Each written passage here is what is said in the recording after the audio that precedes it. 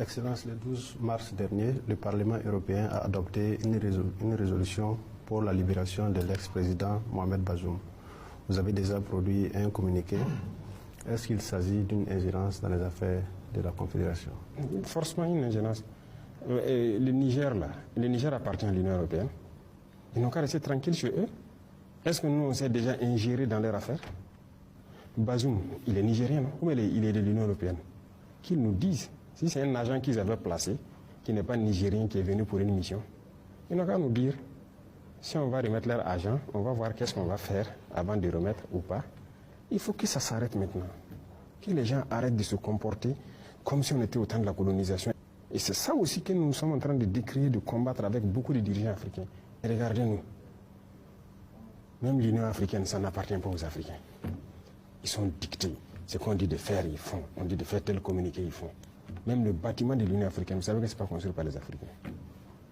On n'a pas honte. Et tant qu'on va montrer cette posture-là, ils vont continuer à se comporter comme ça. Parlement de l'Union européenne. Mais occupez-vous des problèmes de l'Union européenne. Les populations là-bas ne souffrent pas. Les paysans là-bas souffrent. On les voit, ils bastonnent leurs paysans dans les rues, avec des accords bizarres. Ils n'arrivent même plus à survivre. Des gens se suicident là-bas. Mais occupez-vous de vos problèmes. Luttez contre vos oligarchies qui appauvrissent vos populations. Au lieu de venir ici dire que hey, ils n'auront plus l'énergie d'Afrique. En tout cas, si c'est de chez nous ici, là, on va se battre pour qu'il n'y ait plus rien ici. Si vous voulez, vous venez vous coopérer en bonne et due forme. Si c'est pour venir nous piller là, jamais. C'est ça, la bataille, c'est l'énergie.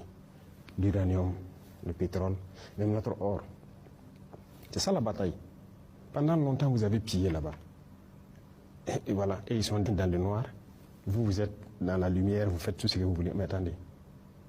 Ok, on se prépare.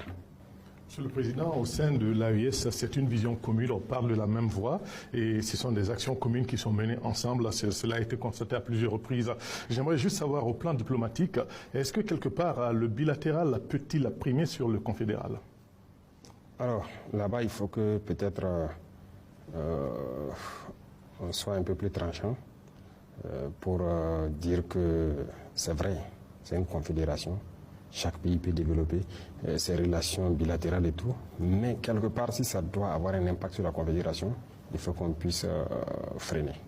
Et là, ça demande de la sincérité d'abord entre nous dirigeants, de la sincérité dans nos politiques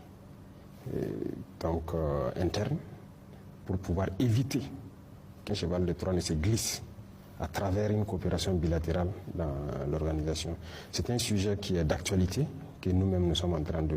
On se concerte là-dessus, et je pense que d'ici là, on aura une résolution très claire là-dessus, pour que le bilatéral ne prime pas sur le confédéral.